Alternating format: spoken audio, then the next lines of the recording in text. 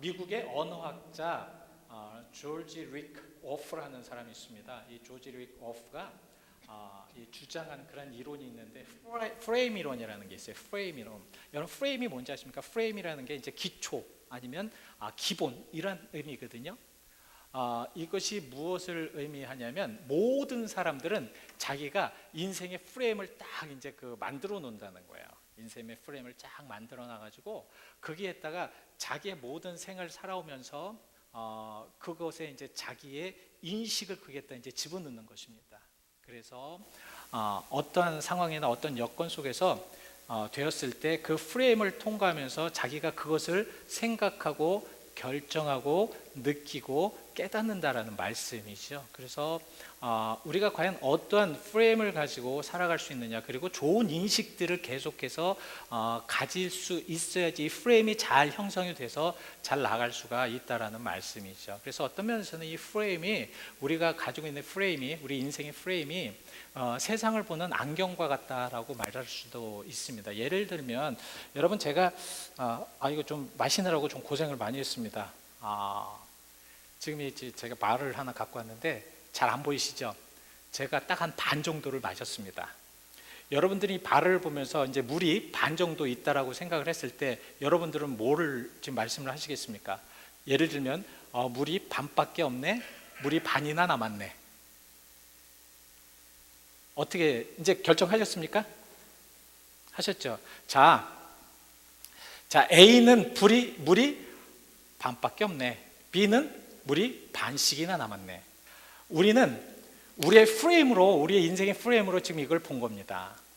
그래서 사실 B는 A보다 긍정적이고 굉장히 낙천적이다 이야기를 합니다. 왜냐하면 이것을 봤을 때 그 프레임, 인생의 프레임을 그렇게 만들어졌기 때문에 그렇다라는 말씀이시요.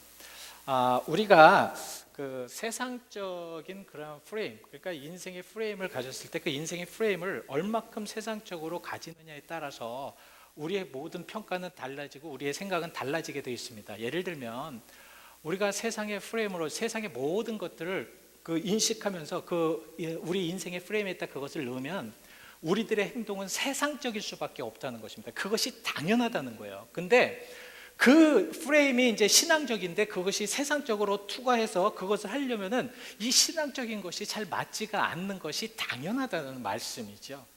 근데 우리가 또 신앙적인 그런 프레임을 막기 위해서는 굉장히 많은 노력이 필요하다는 거죠. 왜냐하면 그런 것을 기본적으로 또 틀을 잡기 위해서는 쉬운 게 아니기 때문에 그렇다라는 말씀이죠. 그래서 우리는 어떻게 해서든지 이 세상적인 프레임보다는 이 신앙적인 프레임을 가지고 살아가는 것이, 이 틀을 가지고 살아가는 것이 굉장히 중요한 이유가 무엇이냐면 세상에 나오는 그런 많은 것들, 그 유혹들이나 아니면 세상에서 도전해오는 많은 것들을 우리가 이기기 위하여서는 이런 것을 정확하게 갖고 있지 않으면 우리는 할 수가 없다라는 말씀입니다. 성경에 말씀하시는 많은 것들이 바로 그런 것이에요. 하나님께서는 왜 선지자들이나 아니면 많은 사람들을 통하여서 그 사람들에게 이렇게 하나님의 말씀을 받아라, 하나님 안에 들어가라. 그리고 예수님의 복음도 마찬가지입니다. 예수님의 복음을 받아들이고 하나님의 프레임대로 살아가라는 그런 말씀입니다. 왜 그러셨을까?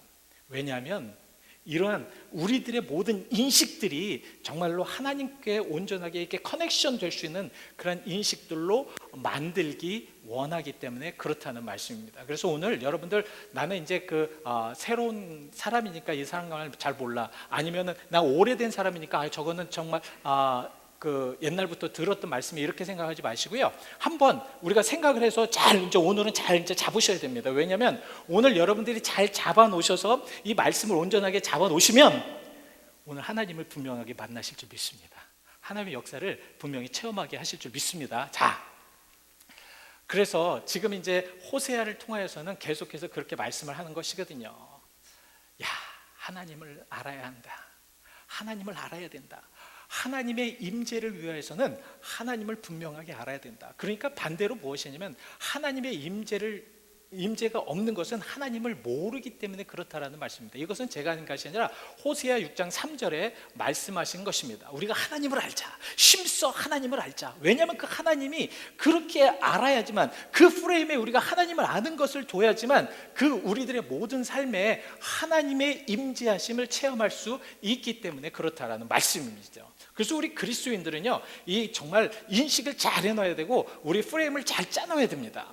우리 그리스도인들조차도 정말 프레임이 잘못되어 있으면 세상적인 것에 결합되고요. 그래서 우리 교회도 마찬가지입니다. 오늘 이제 교인 총회를 하면서 제가 기도하면서 참 우리 교회 프레임은 어떠한가? 만약에 우리 교회 프레임이 그 세상적인 것에 별로 정말 이렇게 같이 들어왔는데, 교회 안에 세상적인 것이 들어왔는데 그것이 아무렇지도 않다 그러면 우리는 다시 프레임을 짜야 됩니다. 이상해야 돼요. 기도 안 하는 것이 이상해야 되고, 하나님을 못 만나는 것이 이상해야 되고, 말씀에 온전하게 서지 못하는 것이 이상해야 됩니다. 그래서 우리는 이 프레임을 온전하게 이제 잘 짜면서 이제 나가야 된다라는 말씀입니다. 자, 오늘 본문 말씀에는 그러한 프레임을 통해서 이제 어떻게 살아가는 부분에 대해서 두 종류의 사람이 나오면서 그 부분에 대해서 이제 말씀을 하고 있는데요. 이 본문의 배경은 무엇이냐면, 예수님께서 이제 사역을 하시잖아요. 사역을 하시는데 막 능력이 일어나는 거예요. 사람들을 막 병자가 막 일어나는 거예요. 하나님의 복음을 듣고 많은 사람들이 막 깨닫는 겁니다. 또 더 나아가 나인성이라는 곳에 과부가 아들이 죽었어요. 근데 그 나인성의 아들이 죽은 그 아들조차 살리시는 겁니다. 많은 사람은 굉장히 흥분하기 시작합니다. 예수님을 따라가기 시작합니다. 예수님에 대해서 막 그냥 놀라운 그런 하나님의 역사를 체험하면서, 야, 이것이 진짜 하나님의 역사구나라는 것을 체험하면서 많은 사람이 따라가기 시작합니다. 그런데 그 뒷면에 예수님과 반대인 사두개인과 바리새인들, 그 당시의 종교인들은 굉장히 두려움을 갖기 시작합니다. 그리고 견제하기 시작합니다. 그리고 굉장히 예수님에 대해서 어떻게 하면 저 예수를 그러면은 잡아서 처리할까를 생각한다라는 말씀입니다. 이랬을 때 요 시기에 바로 오늘 본문 36절 말씀에 뭐라고 말씀을 하고 계십니까? 한 바리새인이, 이 바리새인의 이름은 이제 뒤에 나오는데 시몬입니다. 이 시몬이 예수님을 자기 집에 초청을 하게 됩니다. 자, 저 시몬이 자기 집에 이제 그 초청을 하였는데, 처음에는 저는 저 말씀을 묵상을 하면서 이 시몬이 분명히 변화될 줄 생각하고 기쁜 마음으로 저렇게 예수님을 초대했구나라고 생각을 했는데, 제가 성경을 계속해서 묵상을 하면서 보니까 저 시몬의 잘못된 의도가 좀 있더라고요. 그러니까 저 초청이 의도적인 초청이었더라고요. 첫 번째는 제가 가만히 보니까 시몬이 그 명예 때문에 예수님을 초청했다라는 말씀입니다. 명예 때문에. 그러니까 자, 한번 생각을 해보십시오. 자, 예수님께서 막 사람도 고쳐요. 그리고 자기의 그 백성들을 막 그냥 많이 그냥 그 따라오게 만들고, 그리고 뭐 인기가 하늘 막 쏟는 것처럼 막 그냥 인기가 올라갑니다. 자, 시몬이 볼 때는 어떻겠어요? 저 사람을 내가 같이 함께하면 그래도 약간 저 사람의 명예를 통해서 내가 같이 동반 명예로 상승하지 않을까라는 생각을 안 하겠습니까? 저 같은 경우도 사실 그럴 것 같아요. 제 친구가 참 목회를 너무 많이 잘하고 참 귀하게 잘하는데, 그 친구를 딱 내 옆에 놓으면 저도 마치 목회를 잘하는 것처럼. 근데 실제는 뭡니까? 아니죠. 절대 아니죠. 근데 시몬은 그렇게 생각했던 것 같습니다. 그래서 정말 명예 때문에 예수님을 초대하였던 거고요. 두 번째는 참 나쁜 의도입니다. 어떻게든지 책을 잡아서, 그러니까 잘못된 것을 이렇게 지적을 해서 예수님을 힘들게 만들고자 한 그런 계획이었다라는 말씀입니다. 바리새인들이나 그 당시에 그 예수님과 대적하는 사람들의 그런 모든 모습은 굉장히 비열한 그런 모습을 우리가 볼 수가 있었어요. 여러분, 누가복음 14장 1절에도 이 말씀이 나옵니다. 예수님이 하시는 것을 엿보았더라. 저 엿보았다라는 것이 무슨 의미냐면, 제가 가만히 저것을 생각하면서 저걸 어떻게 표현을 할까 하는데 딱 한 가지가 나타나더라고요. 왜냐하면 제가 이제 그 동물의 왕국을 보기를 좋아합니다. 거기에서 하이에나가 저 형식이더라고요. 하이에나는 항상 자기의 잡아 죽일 그런 동물을 그냥 가만히 있으면서 살짝 엿보는 모습들이 많이 보여요. 저런 거였구나. 예수님을 책잡으려고 하는 그런 모습들. 예수님은 그런 상황 속에서 지금 바리새인들과의 대적을 하면서 그렇게 지금 살아가고 있었다는 말씀입니다. 여기에 이제 오늘 본문에 두 사람의 그런 상황이 나오는데, 첫 번째는 이제 여러분들이 말씀하셨던 것처럼 이제 시몬 바리새인이 나오고요. 이 바리새인은 참 귀한 그런 직분입니다. 그래서 이 바리새인과 또 한 여인, 이 죄인인 여인, 이 여인이 이제 나오게 되는데요. 자, 우리가 이제 여기에서 이제 한 4가지 정도로 이 디프런한 거, 그러니까 서로가 다른 것들을 하면서 우리는 과연 어떤 모습 속에 사는 것이 당연한 것인가, 이 세대를 살면서 우리는 과연 그럼 어떤 모습을 행하는 것이 당연한 것인가를 한번 찾아보도록 하겠습니다. 첫 번째, 이 바리새인과 여인과는 이 사회적인 지위가 완전히 달랐습니다. 자, 바리새인 그러면 그 당시에 어떤 사람이냐면 율법적인 사람이고 규례를 완전히 통달한 사람들이었습니다. 그래서 바리새인들은 항상 자기 백성들에게 율법을 가리키고 또 말씀을 가리키고, 그리고요 어떤 때는 또 심판을, 그러니까 판결을 해줘야 되고, 또 어떤 때는 잘못된 부분에 율법이나 규례 없었을 때는 장로들의 전통을 갖고 와가지고 그것으로 해석을 해주면서 잘 가리켜야 했던 그러한 때였다라는 말씀입니다. 이랬을 때 정말 바리새인들의 그런 모습을 보면서 참 디프런한 게, 그 다음에 이제 여인이 나옵니다. 죄된 여인. 이 죄된 여인은 38절, 본문 38절에 보시면 어떤 여인이냐면 그냥 예수님 앞에 뒤로 몰래 와가지고 그냥 예수님이 오셨다라는 말씀 듣고 솔직하게 몰래 들어와서 예수님 뒤에서, 그것도 앞에가 아니라 뒤에서 예수님 발 아래 무릎을 꿇고 눈물을 흘리면서 그 눈물을 머리칼로 닦고, 그리고 정말 자기가 가져온 그 옥합 향유를 예수님의 발에 부었던. 근데 어떤 면에서는 이 죄인이라는 그런 여인의 그런 모습에는 굉장한 아픔이 있었습니다. 그 당시에 죄인의 그런 여인의 위치는 지금 저게 그냥 죄인의 여인이라고 이야기하지만 통상적으로 그 유대인들이 말하는 저런 죄인의 그런 의미는 창녀들을 의미하는 거거든요. 그러니까 그 당시에 이 창녀들이라는 것은 정말 완전히 밑바닥에 있는 그러한 수준의 사람들이었습니다. 그런데요, 참 대단한 것이 이러한 여인이 와서 예수님께 왔다라는 것은 죽음을 불사하고 들어온 거거든요. 그것도 바리새인 집에 들어온 것입니다. 이러한 사회적인 차이, 예수님도요 이 여인을 생각을 했을 겁니다. 굉장히 미천하고 정말 가장 약한 그런 여인. 예수님께서 딱 이제 이 여인들 그리고 세리들을 평가하실 때 어떻게 평가했냐면, 지난주에 마태에 대해서 여러분들에게 말씀을 드렸죠. 이 마태는요, 이 그냥 이스라엘 백성들이 가장 싫어하는 사람들이었습니다. 그러니까 거의 짐승보다도 못한 그러한 수준의 사람들이었습니다. 근데 예수님께서 이 창녀를 비교할 때 이 세리와 동등하게 비교한 내용이 나옵니다. 마태복음 21장 32절 말씀에 보시면, 그러니까 예수님께서도 그러한 아주 밑바닥에 있는 그 사람들, 저기에서는 예수님께서는 예수님의 프레임으로 긍정적으로 바라본 것이지만, 그 당시의 사람들은 이 창녀나 아니면 이 세리에 대한 그런 그 인식들이 엄청나게 그렇게 나빠 있었던 상황이었다라는 말씀입니다. 자, 이렇게 디프런한 그 사회적인 그런 위치나 사회적인 수준이 완전히 그렇게 다른 이 두 사람. 근데 여러분들 한번 생각을 해보십시오. 자, 한번 잘 생각해 보셔야 됩니다. 우리와 비교하자는 거예요. 바리새인이 예수님께 더 편하게 갈 수 있겠습니까? 죄인이 예수님께 더 편하게 갈 수 있겠습니까? 많은 사람들은 바리새인이라고 할 수 있고 또 죄인이라고 말씀을 하고 있는데요, 사실 어떤 면에서는 죄인입니다. 왠지 아세요?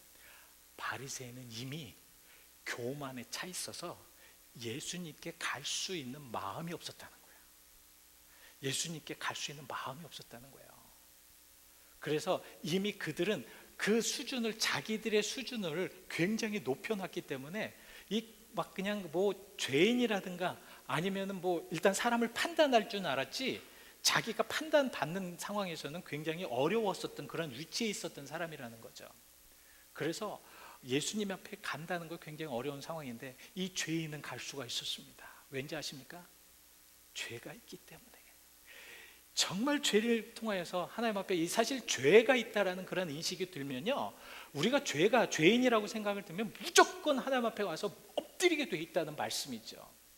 근데 바리새인은 그럴 수가 없었어요.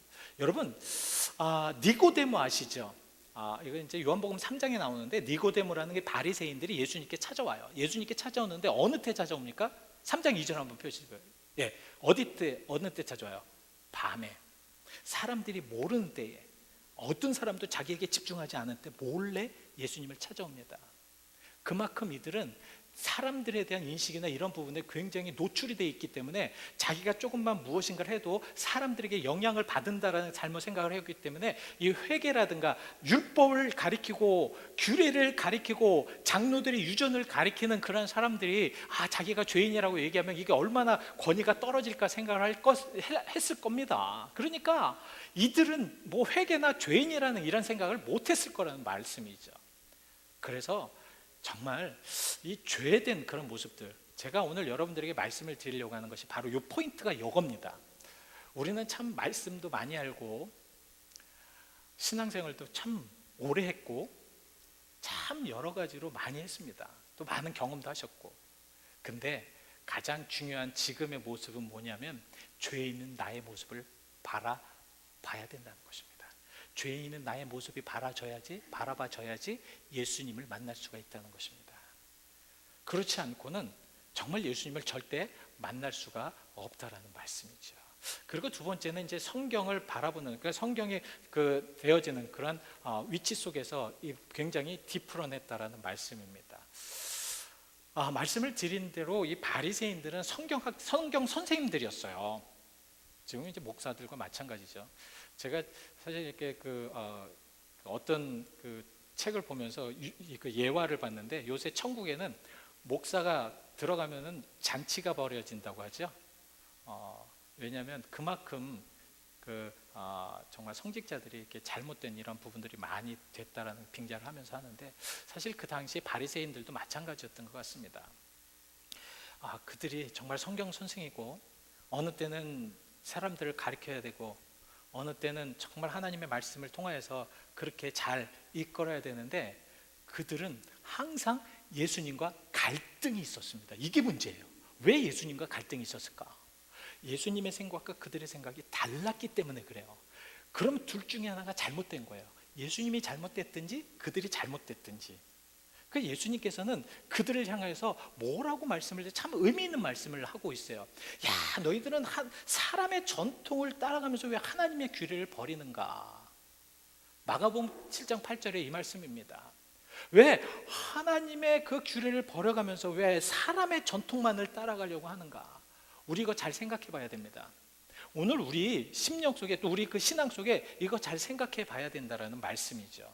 우리는 계속해서 정말 우리들의 그 성경을 바라보는 그런 모습들이 잘못되어 있다라는 그런 모습들이 너무 많다라는 거예요. 그러나 이 여인을 보면요, 이 여인이 뭐 예수님을 만났었다, 뭐 예수님을 뭐 의지했었다, 아니면 예수님의 말씀을 들었다라는 말씀은 성경에 나오지는 않습니다. 그러나 이 여인의 하는 행동을 통해서 오늘 본문을 보시면요, 바리새인이나 여인이 하는 말은 하나도 없습니다. 그들의 행동을 보면서 다 알 수가 있다는 거죠. 그 여인은 예수님에게 몰래 와가지고 예수님 발에 눈물로 적시면서 예수님의 발에 향유를 부어서 예수님을 영광스럽게 한 그런 모습밖에 없는데, 이 바리새인은 어떤 성경을 바라보냐면, 어떤 모습으로 바라봤냐면, 만약에 저 여인이 누구인지를 알면 아마 예수님은 진짜 선지자일 것이다. 다른 말씀을 드리면, 예수님이 진짜 선지자라면 저 여인이 얼마나 죄인이고 창녀고 더러운 여자인지를 알 것이다라는 것을 그렇게 얘기했다는 거예요. 그러니까 보는 뷰가 완전히 다르죠. 그래서 이게 참 우리가 신앙생활 하면서 참 많은 것들이 생각되어지는 그런 말씀들입니다. 우리는 말씀을 받으면서 우리를 통해서 역사하시는 하나님의 말씀, 이 여인처럼 정말 그 말씀에 갈급해서 예수님이 계시다라는 그런 말씀만 듣고 무조건 찾아와서 예수님 앞에 무릎을 꿇을 수 있는 그러한 말씀의 그 은혜. 예수님은 말씀이시잖아요. 이 여인이 얼마나 말씀이 의지가 됐겠어요. 이 여인이 얼마나 말씀에 원해했겠습니까? 그래서 그 여인은 정말 많은 사람들의 그런 욕이나 그런 것을 무릅쓰고 무조건 말씀이신 예수님에게 갔다라는 말씀입니다. 여러분, 우리가 어떻게 해야 될까요? 우리가 진짜 하나님의 말씀이라고 생각하는 그런 말씀 속에서 우리가 온전하게 살아가고 있는지 한번 우리가 생각해 봐야 된다는 말씀입니다. 이것은 우리가 정말 오랜 그런 신앙생활을 했던 그것이 아니라 정말 우리 마음속에 얼마나 말씀 안에 지금 살아가고 말씀 안에 의지하고 말씀을 통해서 우리가 나가려고 하는 그런 의지가 있는가, 이것을 한번 생각해 봐야 된다는 것이죠. 이 여인이 이렇게 정말 눈물 흘리면서 그렇게 모습을 보면, 만약에 바리새인이 진정으로 하나님의 말씀을 가리키고 율법을 가리키고 하나님의 은혜에 있는 사람이라면 그것에 감동이 됐을 겁니다. 그렇지 않겠어요? 그 정말 더러운 여인, 그 여인이 지금 예수님에게 회개의 눈물을 지금 흘리고 있거든요.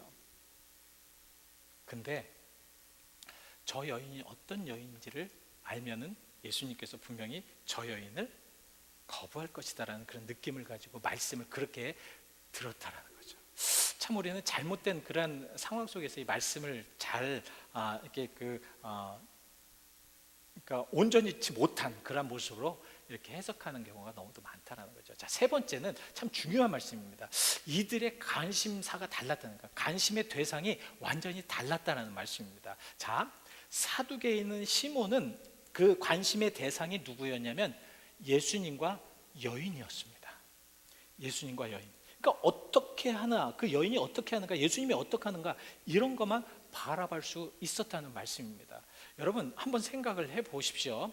자, 이 여인이 과연 정말 막 그냥 그 예수님 앞에 와서 그렇게 하는 모습을 보면서 은혜 받은 것이 아니라 마음속에 그런 비교의 대상, 어떻게 하면 예수님께서 저 여인을 어떻게 상황에 따라서 하느냐에 따라서 나는 예수님을 불행하고 저 여인을 혼낼 수 있다라는 생각을 했을 거라는 말입니다. 그러니까 자기가 들어가서 그 안에서 규합한 것이 아니라 그곳에서 합하여서 연합되어서 느껴지고 깨닫은 것이 아니라 밖에 서서 예수님과 여인만 비교했다는 거예요. 관심의 대상, 이 바리새인의 관심의 대상은 오직 예수님과 여인이었다라는 말씀이죠. 근데 이 여인의 관심의 대상은 자기와 예수님이었습니다. 이것이 다르다는 거예요. 우리가 진정으로 모든 신앙의 관심의 대상이 나와 예수님과의 관계가 온전하게 돼야 될 때에만 우리가 은혜라는 것을 받을 수가 있습니다. 하나님을 만날 수가 있습니다. 왜냐하면 자꾸 우리는 이 관심의 대상을 다른 쪽으로 돌리기 때문에 그것이 아닙니다. 진정한 신앙은 나와 예수님과의 온전한 관계 속에서 이루어지는 것이거든요. 근데 우리는 자꾸 다른 곳에서 이루어지는 관계 속에서 내가 하나님을 믿으려고 합니다. 이 바리새인을 한번 보십시오. 그런 관계에서는 절대로 예수님의 진정한 은혜를 받지를 못한다는 말씀이죠. 근데 우리는 그러한 곳에서 지금 살아가고 있는지 모르겠습니다. 그렇죠? 자, 이 바리새인의 모습을 보면서, 이 관심의 대상을 보면서 참 우리들의 그 말씀의 관심의 대상, 신앙의 관심의 대상, 여러분들 신앙의 관심의 대상은 그럼 어떻게 해야 되는가? 우리가 한번 생각해 봐야 됩니다. 왜냐하면 그것에 따라서 행동이 달라질 수가 있기 때문에 그렇거든요. 이 여인의 행동을 보십시오. 바로 바리새인이 그 여인을 알았기 때문에 만약에 이 여인에 대해서 자기로 생각한다면 우리 집에 저 여인이 왔네? 우리 예수님께서 오셨는데 저 여인이 오면 어떡하지? 아마 종들을 불러서 그 여인을 쫓아낸다든가 아니면 못하게 한다든가 그런 것이 아니었죠. 이 바리새인의 온전한 관심은 무엇입니까? 예수님께서 그 여인을 과연 어떻게 하는가에 대한 그런 어떤 잘못된 의도에서의 그런 관심이었지만 이 여인은 그것이 아니었습니다. 이 여인은 오직 예수님이었어요. 예수님이었습니다. 예수님밖에 없었다는 거예요. 참 이 모든 관심 예수님이신데 이 예수님을 통해서 과연 자기가 어떻게 이루어서 예수님과의 관계를 가질 수 있을까? 근데 방법이 없어요. 방법이 없으니까 어떻게 할 수밖에 없습니까? 몰래 뒤로 가서, 몰래 뒤에 가서 예수님 발 앞에 무릎을 꿇고 정말 자기의 죄, 자기의 잘못된 죄들, 자기의 온전치 못한 죄들, 자기가 얼마나 정말 인생을 살면서 잘못되었는가, 잘못 살았는가를 그 앞에 생각하면서 예수님 앞에 펑펑 울었습니다. 성경에는 예수님의 발을 적실 만큼 울었다. 이게 얼마나 이 여인이 관심이 어디에 있냐면 나를 죽여도 좋다는 겁니다. 당신들이 나를 불행해도 좋다는 거예요. 나는 죄인인 건 맞다라는 얘기입니다. 그러나 나의 관심은 오직 예수님밖에 없다라는 말씀입니다. 아마도 제가 이 여인을 생각하면서 예수님의 말씀이 딱 이렇게 떠오르더라고요. 정말 떠오르더라고요. 요한복음 15장 5절 말씀이 떠오르더라고요.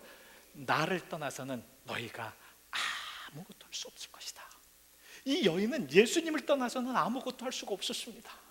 그래서 목숨을 걸고 자기가 그곳에 와서 그 바리새인 집에 와서, 다른 집도 아니고 예를 들어서 세리집이라든가 아니면 죄인의 집이라든가 그것은 이해가 되지만 같은 죄인이니까, 그러나 바리새인 집에 와서 이렇게 행했다는 것은 이건 굉장히 큰 모험이고 위험한 것입니다. 여러분 한번 생각을 해보십시오. 이게 얼마나 위험한 것인가.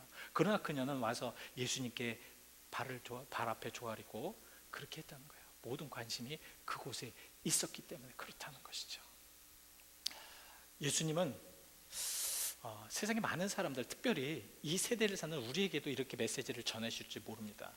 하나님의 말씀은 그렇게 많이 지금 쏟아져 내려가고 있고, 지금 여러분 뭐 인터넷을 보든 뭐를 보든 뭐 성경 말씀이 얼마나 많이 지금 쏟아져 나가고 있습니까? 여러분들이 보고 싶을 때 얼마든지 볼 수 있는 이 말씀, 그리고 주일이나 뭐 주변에 교회들이 얼마나 많이 있습니까? 여러분들이 어디 가서나 들을 수 있는 이 말씀을 듣는데 관심이 없다는 거예요.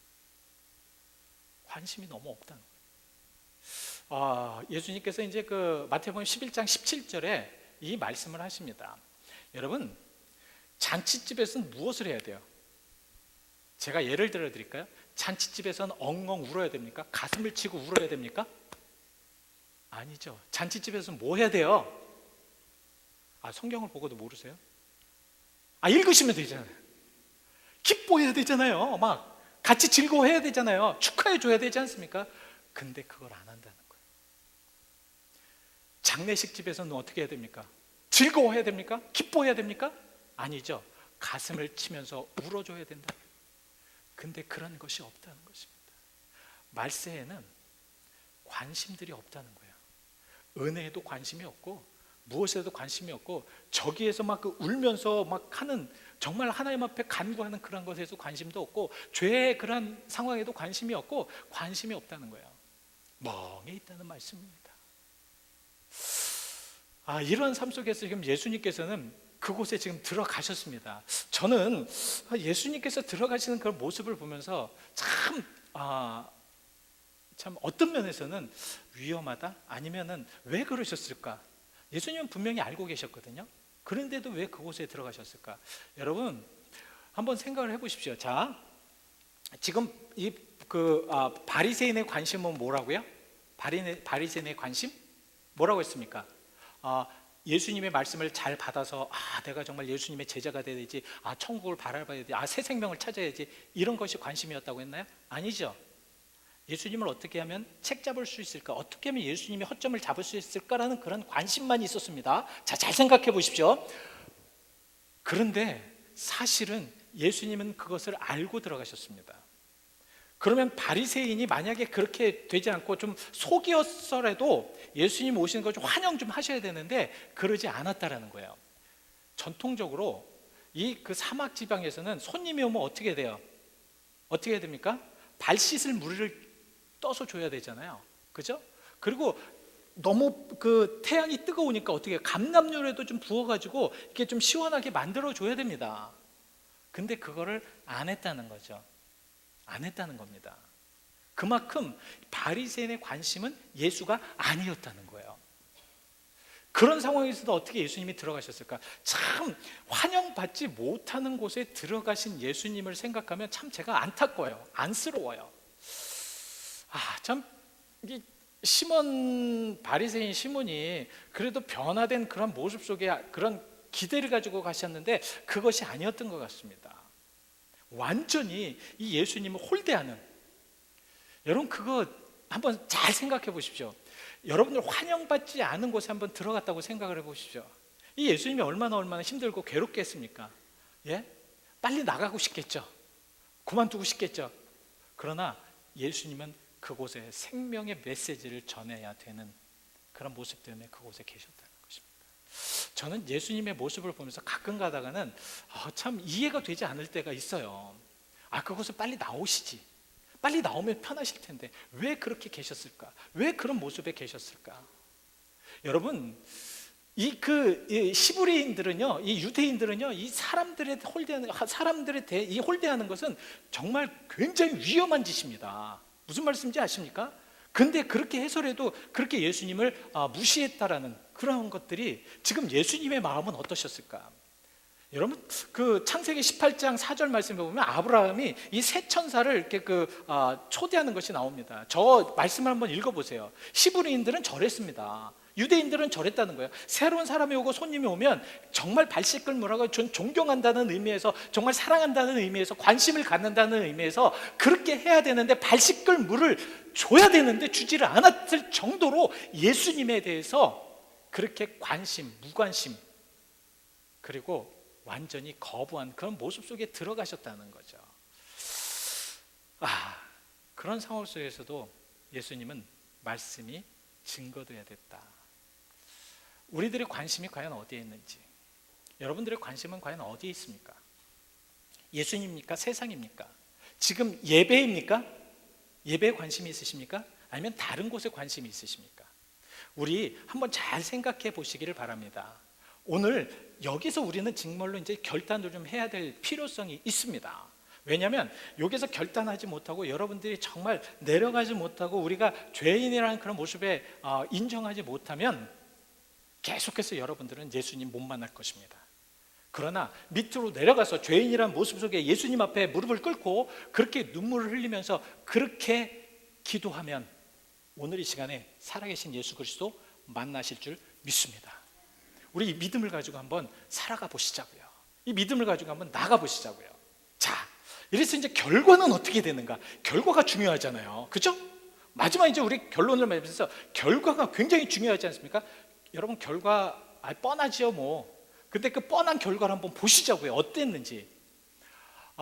바리새인은 예수님에게 칭찬뿐만 아니라 완전한 구원을 받지 못하는 결론을 가지게 됩니다. 참 안타까워요. 누가복음 이제 7장 47절 말씀이죠. 예수님께서 이 바리새인들에게 저 말씀을 하십니다. 어떤 말씀입니까? 사함을 받은 일이 적은 자는 적게 사랑하느니라. 네가 사함을 받지를 못했구나. 사함을 받은 이는 많이 사랑할 수밖에 없고 사함을 받을 사람은 하나님을 많이 사랑할 수밖에 없다라는 것입니다. 그러나 이 바리새인은 너무 예수 그리스도를 사랑하지 못한, 예수 그리스도뿐만 아니라 그 마음에 이미 그 마음에 사랑할 수 있는 마음의 그런 스페이스가 전혀 없는 거예요. 그런 상황 속에서는 구원을 받을 수가 없다라는 거죠. 결론은 무엇입니까? 구원받지를 못했다라는 거예요. 여러분 참 신기하지 않습니까? 자기 집에 모셨는데, 그죠? 자기 집에 모시고 예수님과 가장 가까이 갔고 예수님과 대화할 수 있고 예수님이 하시는 모든 말씀을 듣고 예수님에 대해서 더 자세히 할 수 있고 예수님이 어떤 분인가 더 잘 볼 수 있는 너무 아주 가까운 곳에, 다른 사람이 하고 싶은 가장 가까운 곳에 있었는데 이는 구원을 받지 못했다. 참 여러분 이 말씀을 들으면 좀 안타깝지 않습니까? 예? 우리도 지금 예수님과 가장 가까이 있는 그런 모습 속에 지금 살아갈지도 모르겠습니다. 예수님 우리 옆에서 지금 나 좀 봐달라고, 나와 좀 함께 해달라고, 나에게 진정으로 시간 좀 달라고, 나와 좋은 관계를 좀 맺자고 계속 말씀하시는데 우리는 그게 관심이 없는 거예요. 적게 사랑하는 자는 사함을 받지 못한다. 그러나 누가복음 7장 48절에 이 여인에게는 내 죄가 사하여졌느니라. 내 죄가 사하여졌느니라. 참 현대에는 이 교회를 보아도 아니면 신앙인들을 보아도 참 이 죄를 사함을 받는 그러한 길로 나가는 이들이 참 적습니다. 너무 적어요. 무엇을 하는지, 왜 살아가는지, 왜 그곳에 가야 되는지, 왜 그곳에 있는지를 모르겠어요. 어느 때는 우리 신앙생활 하면서도 왜 우리가 이런 모습의 신앙생활의 모습이 되었는지도 잘 모르겠어요. 그럴 때가 많습니다. 왜냐하면 우리가 우리의 그 프레임으로 예수 그리스도를 담아서 우리들의 행동이 이 여인과 같이 못하기 때문에 그렇다는 것입니다. 가만히 생각해 보시죠. 솔직히 저한테 지금 말씀을 드리는 겁니다. 저희 말씀을 할 때 많이 정말 찔리더라고요. 그래서 이런 말씀은 저는 별로 여러분들과 나누고 싶지 않은, 왜냐하면 하나님께서 저의 마음을 계속해서 터치하시고 그러시기 때문에. 지금 여러분과 저희에게, 베델의 모든 가족들에게 지금 예수님께서는 죄인의 자리로 내려와서 회개를 원하시고 계시는 줄 믿습니다. 그렇습니다. 그렇게 될 때에 우리는 예수님 만날 수 있거든요. 여러분, 예수님 만나면서 신앙생활 하셔야 되지 않겠습니까? 예? 예수님이 우리와 함께함을 우리가 확신하면서 신앙생활 해야 되지 않겠어요? 우리가 지금 2달 넘게 회복에 대해서 말씀을 하고 있는데, 회복이 되는 그런 모습 속에 하나님의 형상을 닮아가면서 행복하게 신앙생활하고 싶지 않으시냐고요. 예? 싶으시죠? 그러신 분들은 우리 내려오시자고요. 진정으로 우리의 프레임을, 잘못된 프레임을 다시 부수고 신앙의 프레임으로 만드시자고요. 그랬을 때 우리 하나님께서는 나를 죄인으로 인정하시고, 죄인으로 인정하실 때 회개의 역사가 일어나고요, 죄인으로 인정이 될 때 용서가 되는 거 아닙니까? 그죠?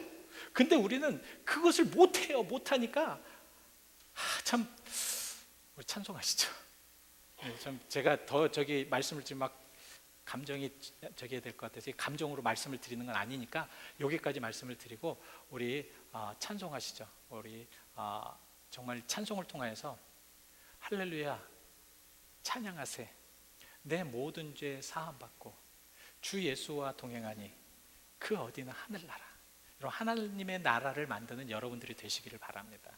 이 찬송을 통하여서 우리 정말 잘 생각해 보시자고요. 우리가 내 영혼이 은총을 입은 그러한 모습으로 살아가는지 잘 기억하시면서 찬양하시자고요. 같이 찬양하시겠습니다.